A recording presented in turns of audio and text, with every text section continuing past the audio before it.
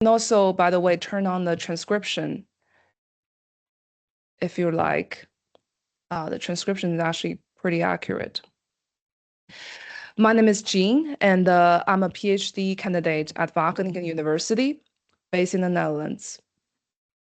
Okay, we have more people coming in. Just a few seconds.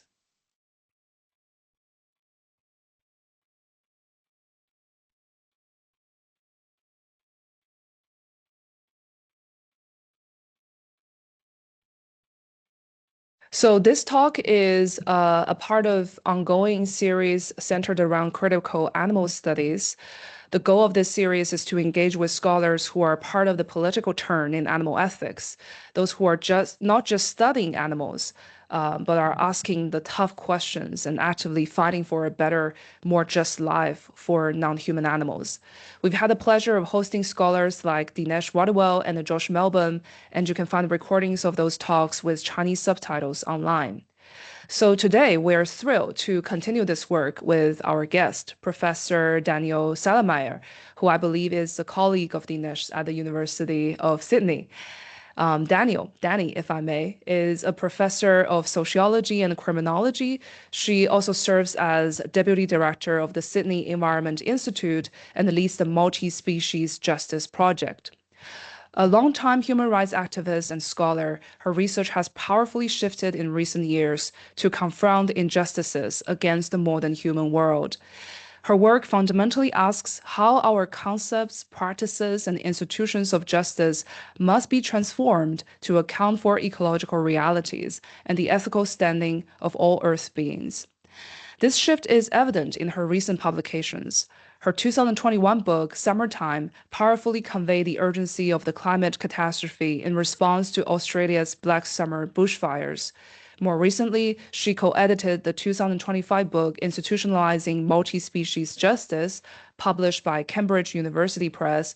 It's a key text in the Cambridge Elements series that explores the concrete, real-world challenges of building institutions that respect and care for all beings, and which is fantastic for everyone here. This book is also available as open access online. So it's a profound privilege to have Danielle here to discuss your work. And just a little bit of housekeeping before we begin. This event is being run on 2 platforms.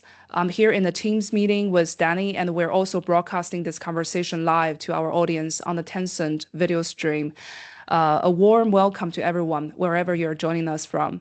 This first part of our event, the moderated conversation, will be recorded and later made available with Chinese translations. The second part of our session, the audience Q&A, will not be recorded. We do this to encourage a more open, candid, and informal discussion. So we ask that you please hold your questions until we formally open the Q&A session in about 35 minutes. So with that, let's begin. Danny, thank you again so much for being here with us today. It's a genuine pleasure and an honor to have you join this series. I would love to start right at that fascinating transition point that is very visible in your work. Your bio highlights this really significant personal and scholarly journey, moving from a deep grounding in human rights activism to your current focus on multi-species justice. Could you start by walking us through that transition? What experiences or perhaps what limitations within the human rights frameworks precipitated that shift? Firstly, thank you so much for the invitation to be part of this conversation. I'm very excited to be in conversation with scholars and activists and ethicists in China. This is obviously just an extraordinarily important, very vast and diverse country, and I've had very little opportunity to exchange ideas in this way. So I'm really honoured and thrilled by the invitation. I want to start just by acknowledging that I am on the unceded land of the Dharawal people, who are the Aboriginal people of the part of Australia where I live. And in Australia, we tend to acknowledge the First Nations or the Indigenous peoples as the traditional owners of where we live. And we may have an opportunity to speak about this. I live on an intentional multi-species community on Dharawal country. So that's a very wonderful question for me to commence with, Jen, because in a way, my own intellectual biography tracks, I think, some of the debates that have been happening in political philosophy and political theory. So if I start very personally, my parents and my grandparents and the rest of my family were Jews in Poland. And so my parents were survivors of the Shoah or the Holocaust, the Nazi genocide against Jews and other groups. And so in my upbringing, my parents were refugees, and in my upbringing, I was very clearly shaped with this idea of justice, and in particular with the idea that institutions, in order to be just, should not be arbitrary with respect to particular groups of people. What I mean by institutions are not just formal institutions like the law or politics, but all of the rules and norms, both explicit and implicit, that work to structure our interactions and which give rise to our normative expectations and stable patterns of behaviour. And so in my upbringing, there was this idea that atrocities or violence arises against human beings, principally not at an individual level, but because the rules and norms and institutions are shaped in such a way that certain groups are systematically devalued or excluded. And, you know, I'm not going to go into it now because we don't have enough time. There have been quite a lot of criticisms about this kind of universalism of human rights. Is it in fact universal? Feminist scholars, critical race scholars, critical disability scholars, Indigenous scholars, and so on have said that, in fact, human rights didn't apply to all human beings. But at least in principle, the idea of human rights is that any human can knock on the door of human rights and claim that they're a subject of justice. And it was that universalism that really attracted me to human rights as a framework for thinking about justice and institutionalizing it. But however universal it claims to be, according to the basic tenets of human rights, the one exclusion that is absolute is it stops at the end of the human. All humans potentially, but only humans potentially, can be subjects of justice within the human rights framework. And that started to become a problem for me at a certain point of my own ethical development and life, for a few reasons that I think are helpful in understanding how I came to this idea of multi-species justice means. The first is, as I said, what attracted me to human rights was the idea that it had no constitutive exclusions. In other words, there was nothing definitional in human rights that excluded certain groups. And yet, as I just outlined, it excludes anybody who's not human. And so that my commitment to an absolute universalism that could continue to grow was negated by my understanding of those exclusions. The second is that the idea of the human who is the subject of human rights very much comes out of a Western Enlightenment philosophy, people like Kant or Hobbes or Locke. And if you read those texts, I think Kant is the best example.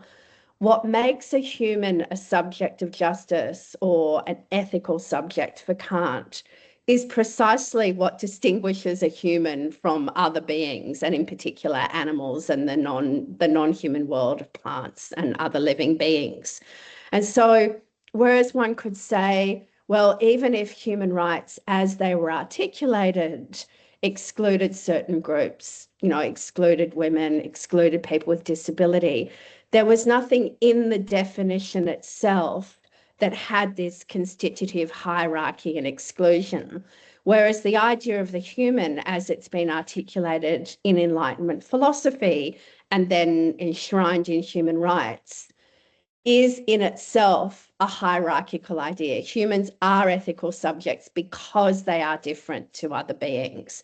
And that legitimates all forms of violence. In fact, it legitimates treating Earth others, as I call other animals and the plant world and ecological systems. It legitimates treating them as resources that can be extracted for human purposes. So that was the kind of second problem.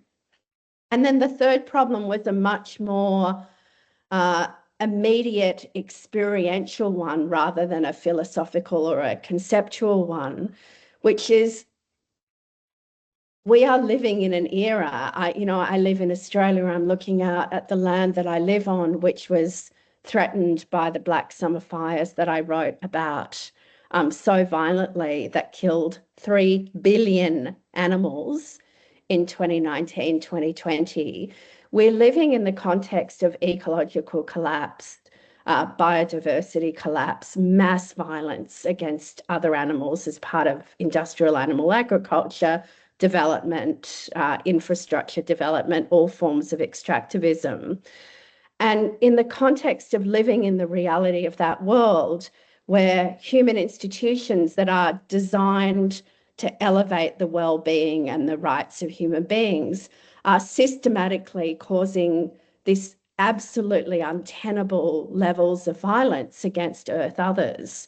And so in the same way as my own formation as someone committed to human rights happened in the context of the stories that I heard from my family and the stories that I learned about the type of violence that was committed against human beings, increasingly what I was confronting is that the violence of our age, of course, mass violence is committed against human beings all the time, but the scale of violence that is not only arbitrary, but it is actually built into the systems of modernity, the systems of our political and legal institutions, just pressed against me in a way that it became absolutely intolerable to only think about justice against humans.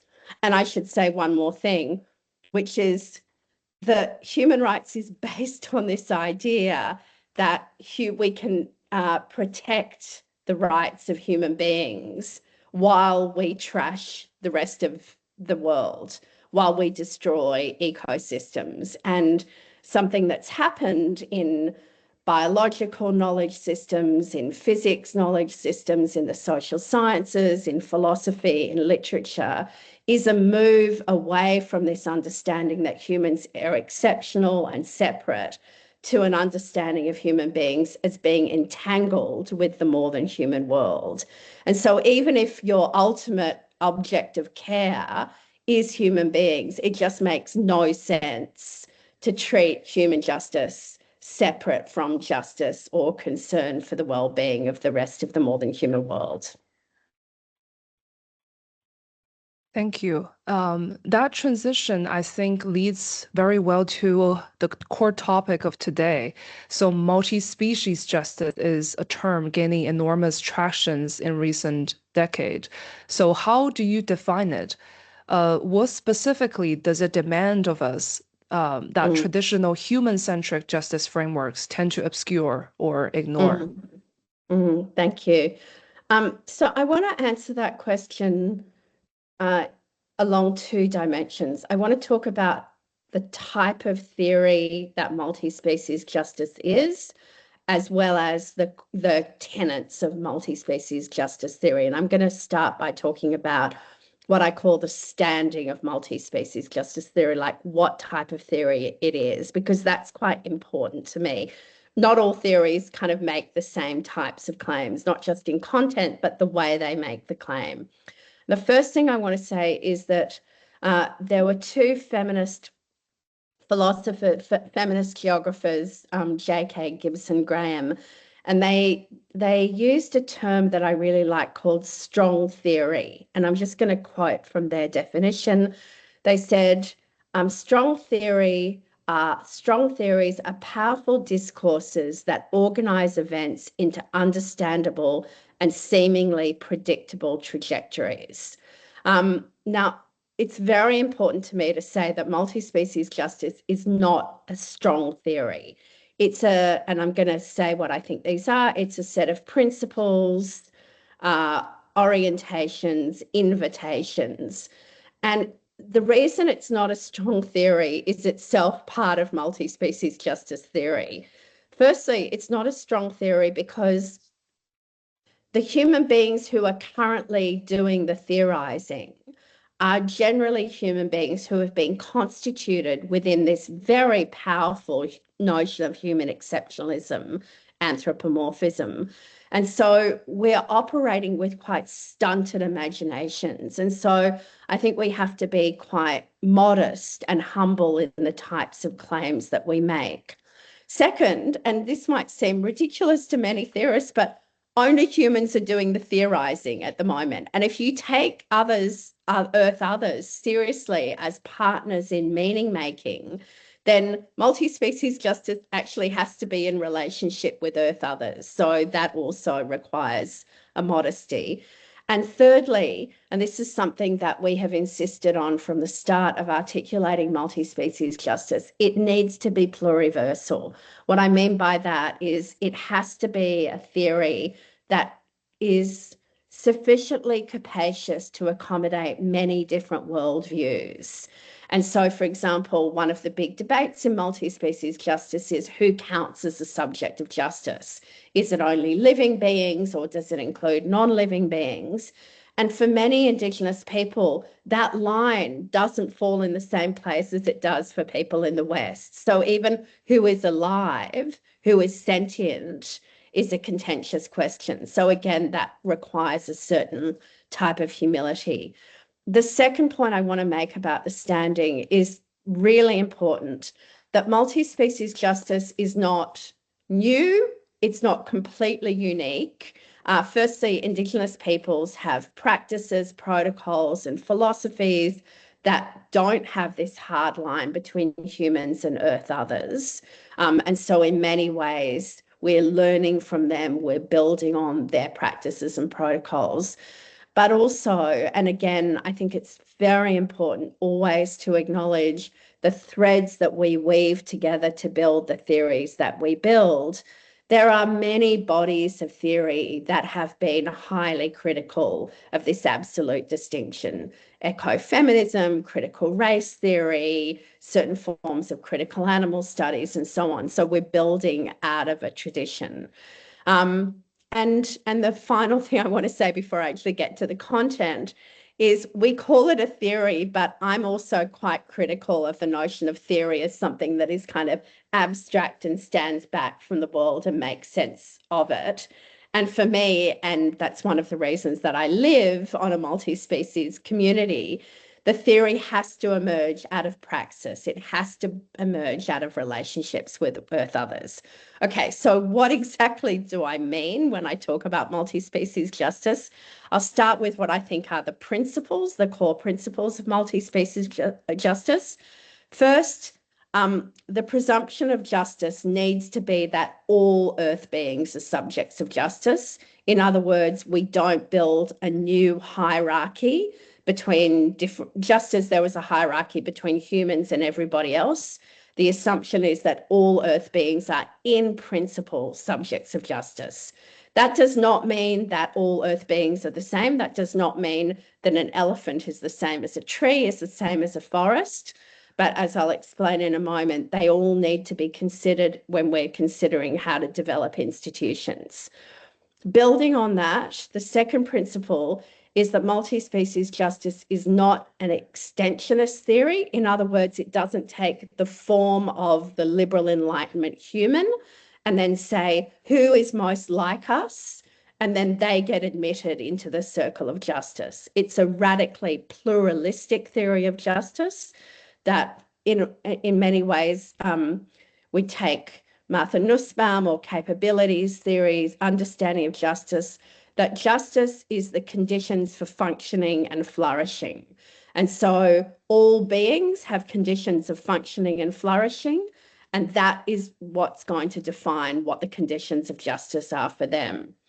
As I said, at the same time, that doesn't mean that there is no differentiation. I'm not a kind of new materialist who believes in a completely flat ontology. I believe in relationality, but we need to look at the context in order to understand what sort of claims are going to be taken seriously. And we can talk about more about that in question time. The final really key principle is a rejection of ontological individualism. So even as we recognize the particular claims of individual agents, we always also recognize that they are embedded in a set of relationships, and that it's the relationships that enable or disable flourishing of individuals. And that's why even if one says that there is something, say, different about animals to forests or different to about animals to a river, you can't abstract other animals or human beings from the ecological relationships that enable or impede our well-being. So it's at the core, it's a relational theory of justice. It's concerned with looking at the flows of relationships and what do they enable or disable. Then the proposition. So I said I was going to talk about principles, propositions, and invitations. The propositions are that the logics that drive structural injustice amongst humans, so racial injustice, gender injustice, disability injustice, and so on, share the fundamental logics that underpin multi-species injustice, and that we need to understand those together.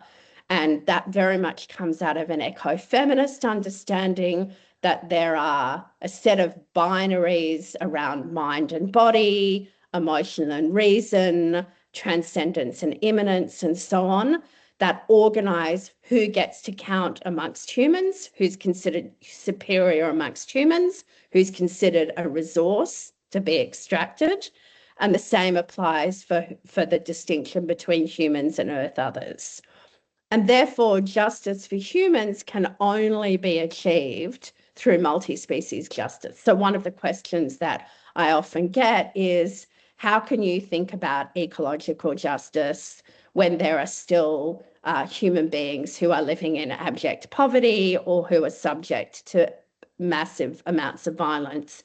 And my answer is, the logics that justify and enable that systematic violence against humans are the same logics that enable systematic injustice against the more than human.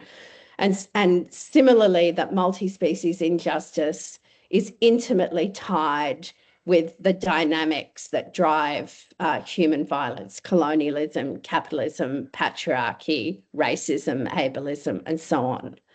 And finally, the invitations are to reimagine the fundamental concepts that organize our political, cultural, and legal arrangements, concepts like freedom, agency, politics, democracy, community, and so on. That's the first invitation. The second is to transform institutions so that their fundamental morphology, logic, and operation do not encode the sorts of hierarchies. Like if you think about politics, we just take it for granted that even in the most ideal democracy, only human beings get to participate in decision making. So the invitation is to think about how would we transform politics so that earth others can also participate. And the final is the one that I like the best, is I think there's a real positive invitation. As a feminist, I'm also concerned with the intimate and with the affective.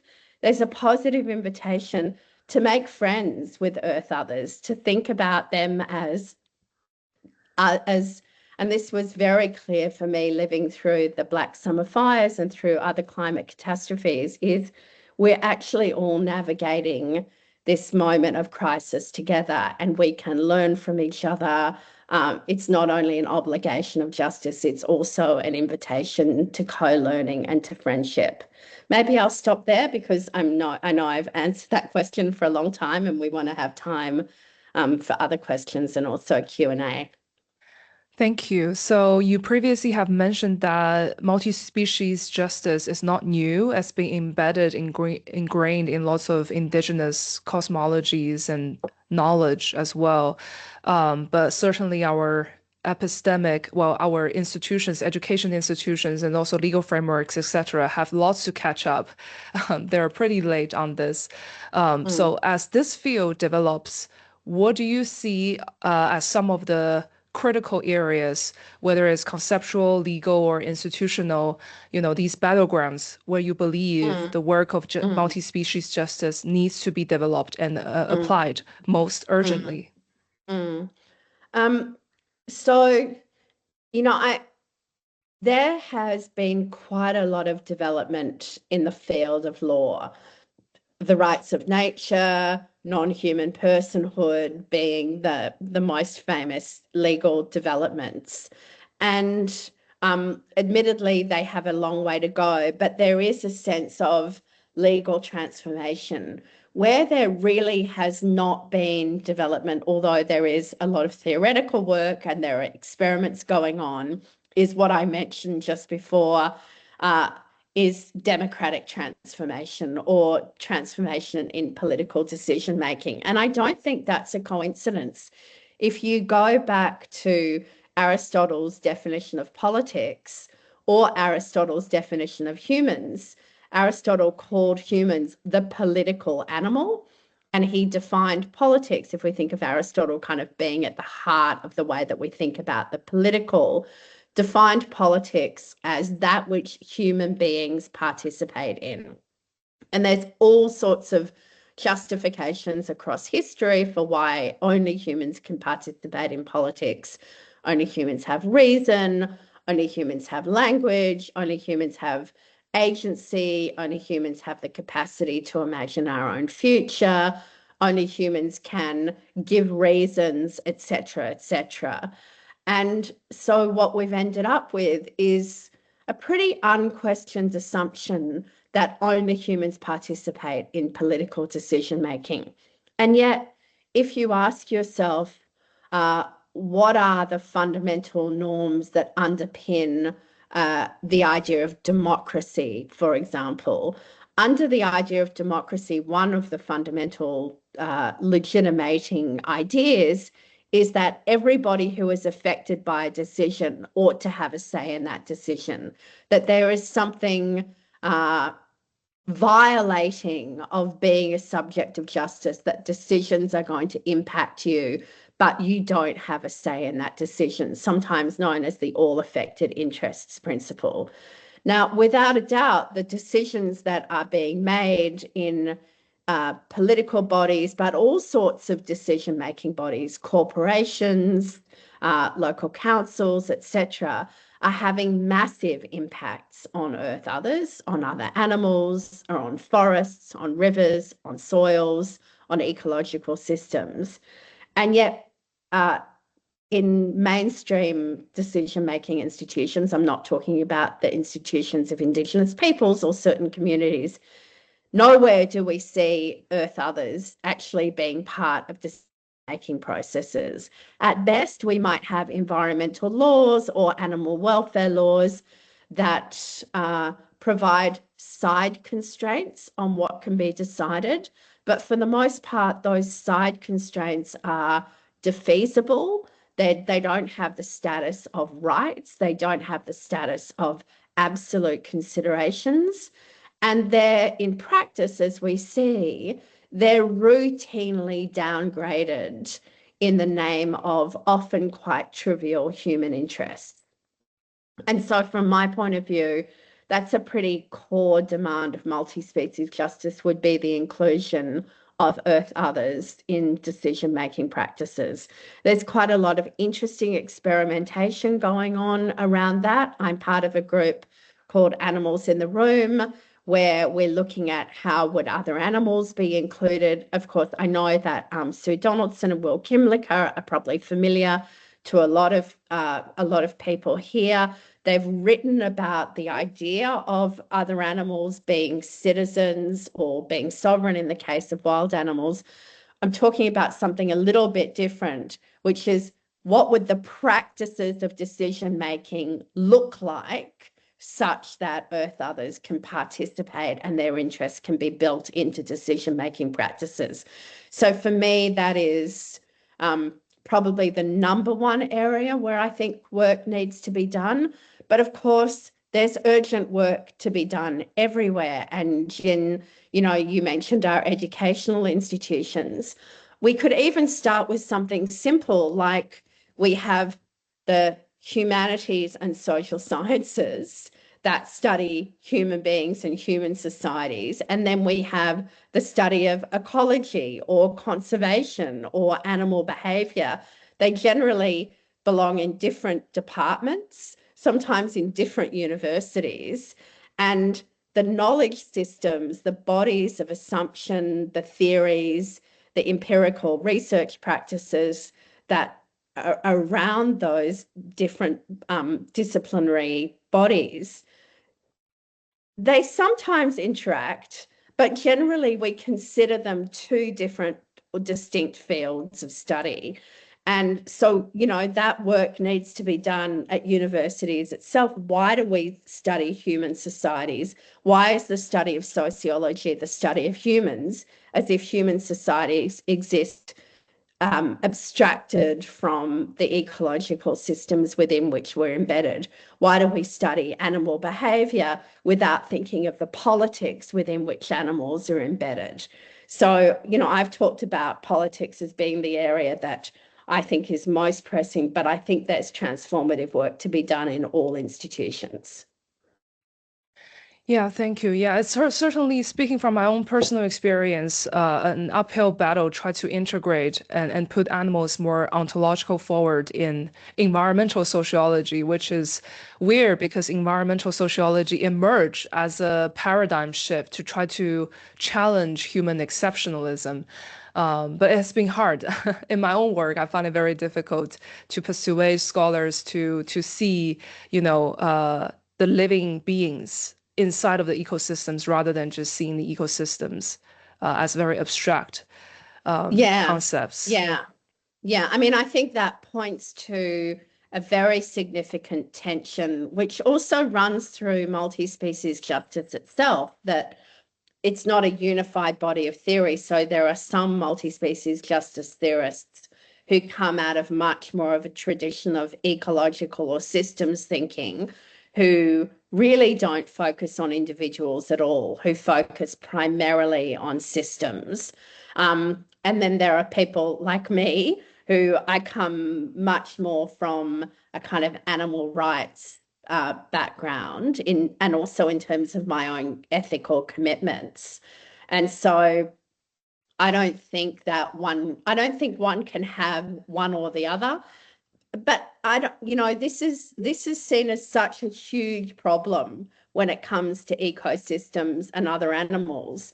But in political theory or political philosophy, we're very familiar with this, right? So if you think about something like public health is concerned with human systems, with human collectives. But we also think about human individuals. So human politics is always moving between these registers of the collective or the system and the individual. We have to do the same when we think about ecosystems and ecologies and individual animals. It makes it quite difficult, but politics is about what's difficult. And we can't always square the circle, but we do have to take seriously those different registers. And I completely agree, Jen. It's also been my experience that people who think seriously about environments as ecosystems can be quite resistant to thinking about individual animals as beings who have particular claims. Agree. So you previously have brought up experiments that have already been carried out, maybe mostly in developed societies, where we try to consider animals as political agents and try to incorporate their interests into decision-making processes. So clearly, multi-species justice isn't just abstract theory, it's praxis. And I understand you live in what you describe as a multi-species community. So could you tell us a bit more, tell us a bit about what that means in practice, and why is that lived embodied dimension so critical to the larger academic and political projects of multi-species justice?